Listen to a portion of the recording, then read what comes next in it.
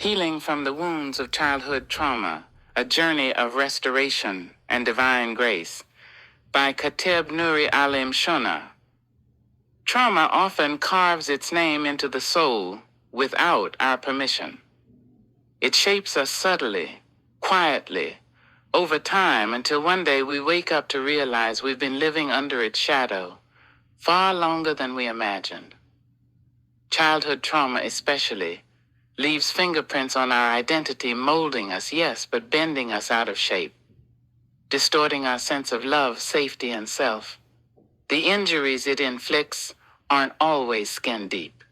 Often, they linger in the background, woven into how we speak, think, feel, and even how we approach the divine. My earliest memories are laced with chaos. My mother's marriage to my stepfather was not a union of harmony, it was a war zone. Their relationship was marked not by tenderness, but by turbulence. The screaming matches, the crashing of objects, the violence, it all became the soundtrack of my upbringing. I still remember the sickening heat in the air when boiling water was thrown, the hiss of hot grits hitting the floor, the thud of fists meeting flesh. I was a young boy caught in the crossfire, afraid, confused, helpless. My mother, a woman who loved without condition, gave her heart to a man who returned it with cruelty.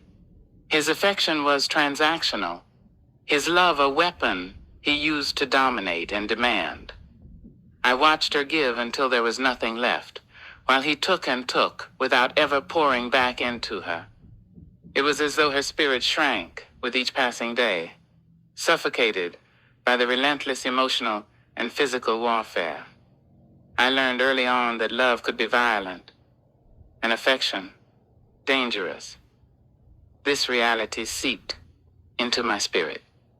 I absorbed those lessons like a sponge. Love became synonymous with pain. Relationships became synonymous with betrayal. I was too young to process it all, but old enough to internalize the dysfunction. Eventually, I carried those twisted definitions into the wider world. I shielded my heart with silence, layered it in armor. I wasn't just trying to avoid hurt. I was trying to survive a belief system rooted in fear. Vulnerability became a threat. Tenderness became a risk. I made a vow in the silence of my own mind. I would never be the kind of man who inflicted that kind of pain. But that promise wasn't born from understanding, it was born from trauma. I wasn't only protecting others from harm, I was trying to protect the innocent version of myself that still believed love could be sacred. But even as I distanced myself from violence, I didn't realize how far I drifted from love itself, not just human love, but divine love. The Creator's affection felt foreign, unbelievable. How could an all-loving force embrace someone so broken? If love was pain, I wanted no part of it. I was wounded, and my perception of the divine became clouded by the shadows of my childhood. I feared intimacy, even with God. During my teenage years, things worsened. My stepfather's wrath no longer stopped at my mother. I became the target, his fury directed at my presence, my silence, my very existence. I was told I was nothing, and eventually I believed it. The bruises faded, but the words etched themselves into my consciousness. They became an internal dialogue I couldn't silence. My mother, though loving, was drowning in her own suffering. Her emotional well had run dry, and there was little left for me. She did her best with the pieces she had, but her light was dimmed by years of surviving. I bore her pain alongside my own quietly. No one noticed. I became a fortress, strong on the outside, crumbling within. The breakthrough came when I moved in with my grandmother, Celestine. Stepping into her home was like breathing air for the first time. There was no shouting, no walking on eggshells, no fear, just peace. real, grounding peace. She was a woman of unwavering faith, graceful, intentional, and deeply rooted in the divine. I watched her pray with a serenity that stilled the atmosphere. Her words whispered like sacred melodies. In her presence, I felt something sacred, safety. Celestine loved in a way that healed. She gave from a full heart. Her love didn't demand it nurtured. It didn't punish it restored. For the first time, I experienced what love was supposed to feel like. It didn't leave bruises. It didn't silence. It lifted. It built. Slowly, my soul began to unclench. Slowly, I started to trust that not all love leads to wounds. Healing didn't happen overnight.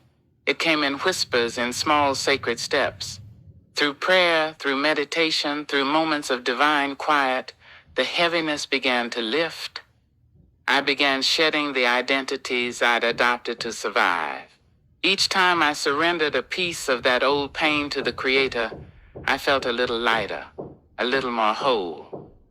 Yes, I still bear scars, but they no longer have power over me. They are reminders, not definitions. Where I once saw my past as a chain, I now see it as a well of wisdom.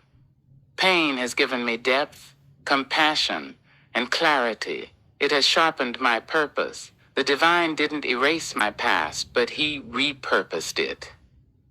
One of the most transformative revelations came when I began seeing myself through divine eyes.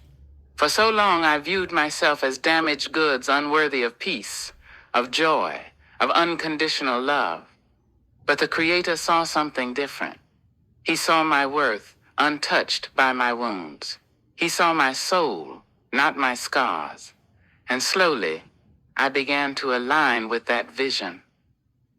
There is something powerful about knowing you are loved, not despite your past, but with full awareness of it.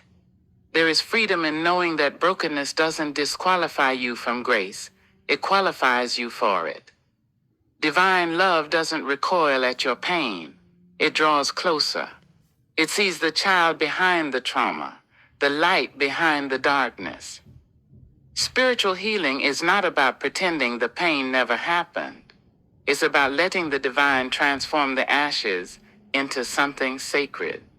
It's learning to hold your wounds with reverence, not shame. It's learning to rise, not as someone who has forgotten the past, but as someone who has transcended it. Today, I walk with a different posture, not one of fear, but of faith. I love with open hands. I lead with empathy.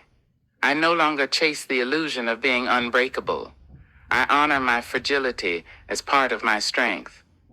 I still feel the pull of old wounds from time to time, but I've learned to meet them with truth, not fear. Healing is not a straight path. It winds, it bends, but every step, every tear, every prayer, every breakthrough brings us closer to who we were always meant to be. And along the way, we become living testaments that light can rise from darkness, that brokenness can birth beauty, and that love, true divine love, never gives up on us. That is the miracle of healing. That is the grace I live by.